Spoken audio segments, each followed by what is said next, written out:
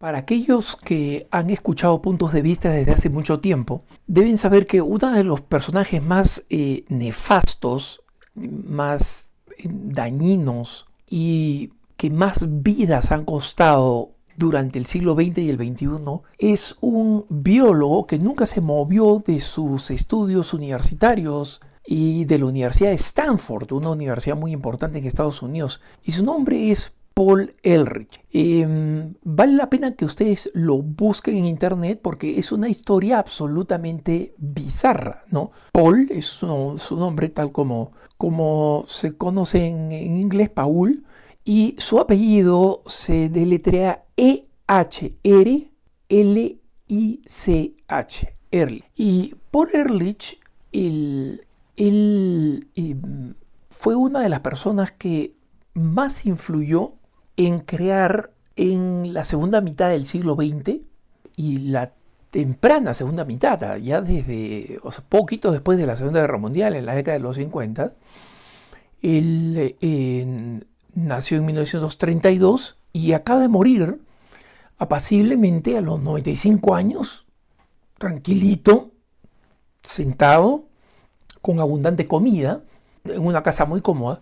Y señalo esto porque lo que él pronosticaba es que lo que iba a pasar en el mundo, si es que lograba sobrevivir antes de que el mundo explotara, estallara, si lograba sobrevivir hasta el 2026, iba a ser imposible que los seres humanos vivieran con esa calidad de vida. Como saben ustedes, existe esta filosofía económica poblacional conocida como el malthusianismo, ¿no? Y desarrollada por un clérigo anglicano, John Malthus, que señalaba que, y él lo decía con gran compasión cristiana, digamos así, ¿no? Y era que la población del mundo, y la verdad es que Malthus había viajado muy poquito fuera de Inglaterra, o sea que poco podía hablar de lo que significaba la población mundial, pero lo que él veía en Europa es que la población iba creciendo a ritmo geométrico, es decir, 2 por 2, 4 por 4, 8 por 8, 16, ¿no? Ese es el ritmo geométrico, mientras que los alimentos y la producción de bienes necesarios para la supervivencia de los seres humanos, ¿no? Agua, vestimenta, pero obviamente especialmente alimentos, iba creciendo solamente a ritmo aritmético, ¿no? Es decir, 2 más 2, 4,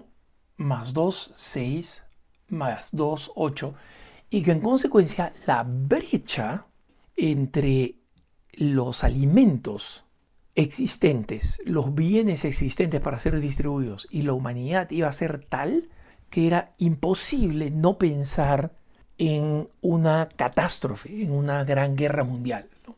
Varios economistas posteriores hundieron completamente a Malthus.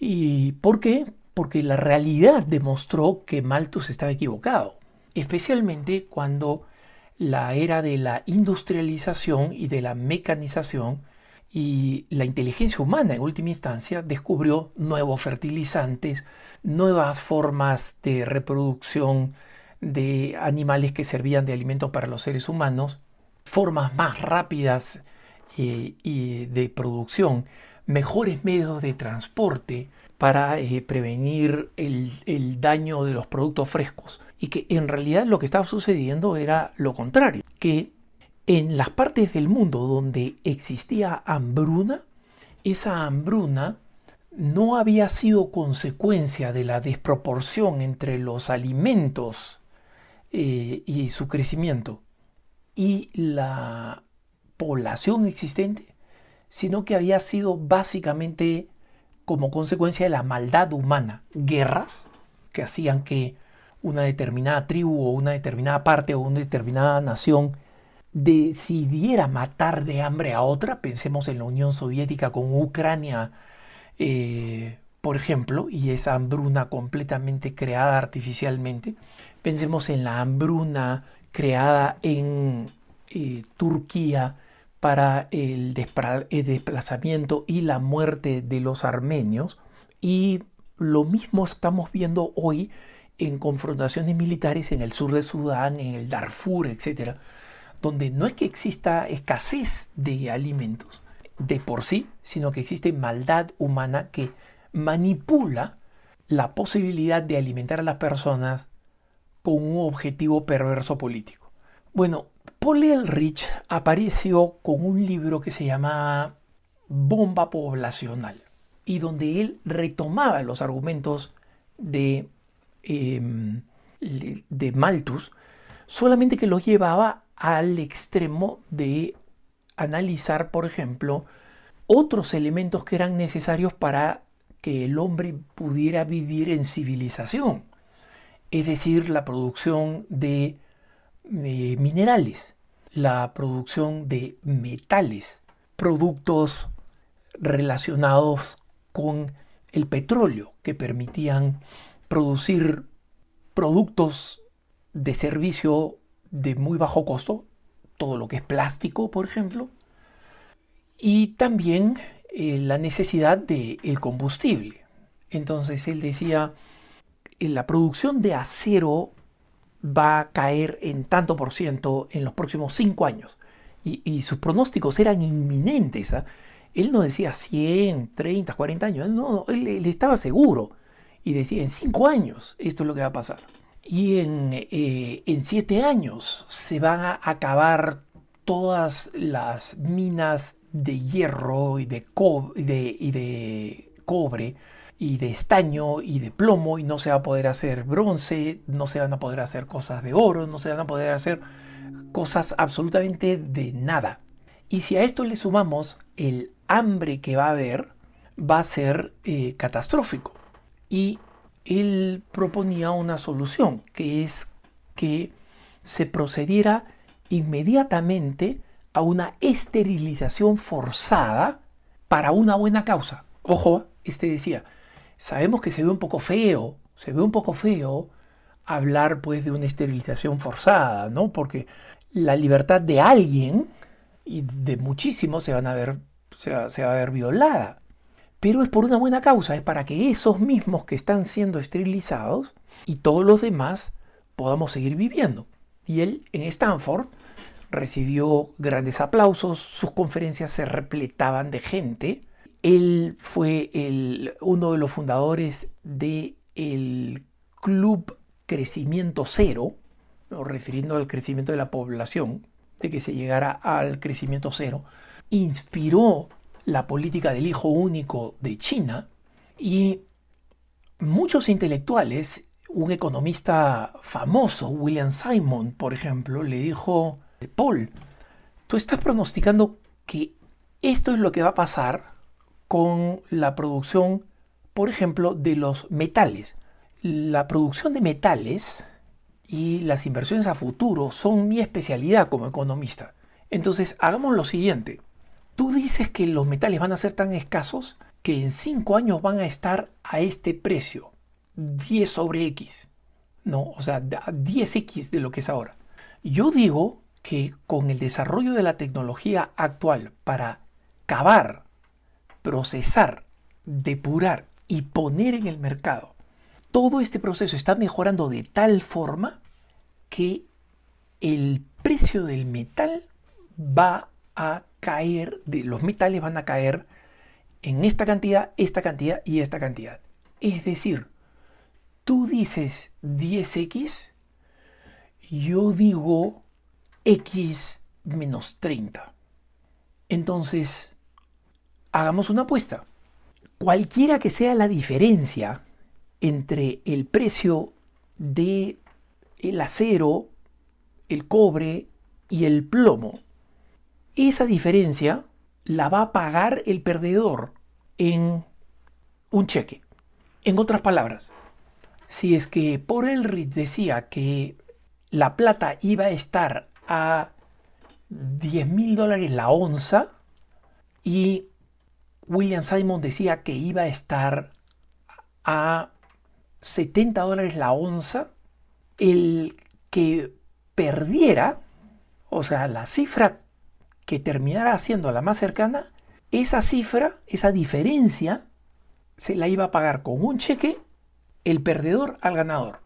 No estamos hablando de cantidades pues extraordinarias de dinero, era simplemente la cifra de diferencia, ¿no? Y efectivamente, Paul Ehrlich terminó pagando unos $7.000 más o menos, que estamos hablando de finales de la década de los 60, o sea que no era poco dinero, no, pero no era una fortuna.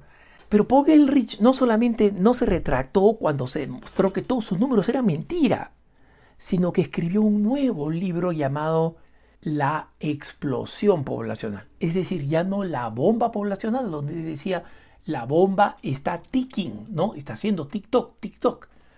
Ahora que se ha muerto, un intelectual importante ha escrito un artículo en The Free Press, uno de los medios que, como saben ustedes, es uno de mis favoritos, donde este escritor dice: Paul Ehrlich siempre estuvo equivocado y sin embargo cambió el mundo. El actor es Matt Ridley, y él se sorprende de la cantidad de pronósticos que hizo Paul Ehrlich en los que no le acertó ni a uno. Ojo, no digo la minoría, no, hacía pronósticos ahí de izquierda a derecha, y tantos que uno diría, bueno, a alguno le iría a acertar. Nunca le acertó. Pero ¿por qué, dice Matt Ridley, terminó convenciendo a todos a tanta gente? Fue fundamental en la creación del Fondo de Población para las Naciones Unidas, un fondo dedicado a esterilizar mujeres alrededor del mundo, especialmente mujeres pobres, utilizando toda la justificación de no, lo que estamos haciendo es darle acceso a que puedan controlar su fecundidad. Y todos sabemos cómo funciona, es decir, sí, mira, aquí está toda esta ayuda económica para que puedas dar de comer a tus hijos, que viene acompañada de estas formas de control natal que tienes que utilizar, ¿no? Esa es la libertad que reciben las mujeres. Y resulta que cuando se muere Paul Ehrlich, el Fondo de Población de las Naciones Unidas no escribe ni media palabra. O sea, le deben su nacimiento y su existencia a él. Pero sus ideas son tan desquiciadas y tan vergonzosas.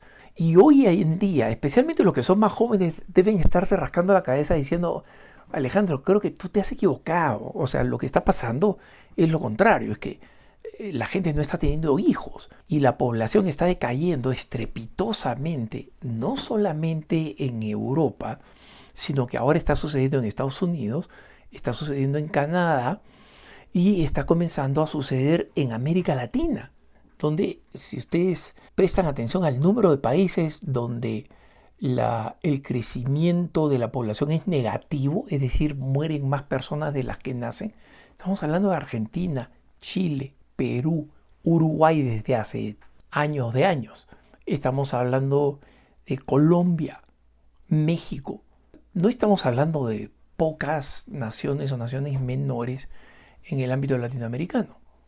Él predijo, escribe el autor, que la media de edad, debido a la contaminación, al exceso de población, etc., iba a reducirse a 42 años.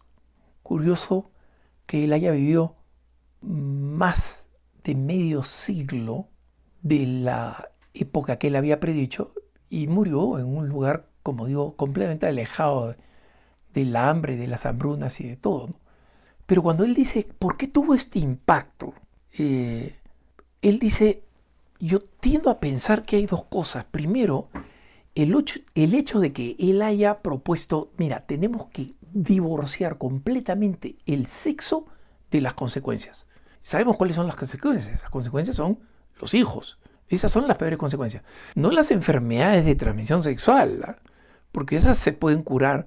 Y de hecho, Ehrlich vio el desarrollo y la explosión de los medicamentos para prevenir, curar la mayoría de las enfermedades de transmisión sexual. Y el asunto es que esto resultaba muy atractivo a toda una juventud universitaria que quería tener sexo sin consecuencias. Y por otro lado, el hecho de que él dijera que había que utilizar la coerción para que otra gente no tenga hijos, porque claro, nosotros los iluminados que vivimos en universidad, que tenemos sexo recreacional, pues no tenemos hijos. Pero todos esos pobres pues que están en el mundo, que están en África, que están en América Latina, todos esos siguen teniendo hijos. Entonces, excelente, no vamos a ser desbordados poblacionalmente por ellos si hacemos lo que él dice, forzarlos a no tener hijos. Entonces, ¿cómo alguien tan equivocado puede haber sido escuchado por tan largo tiempo?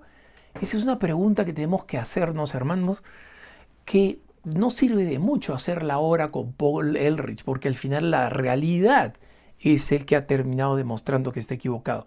Pero es para que tengamos muchísimo cuidado con los próximos profetas pseudointelectuales que el mundo académico y cultural nos quieran divinizar.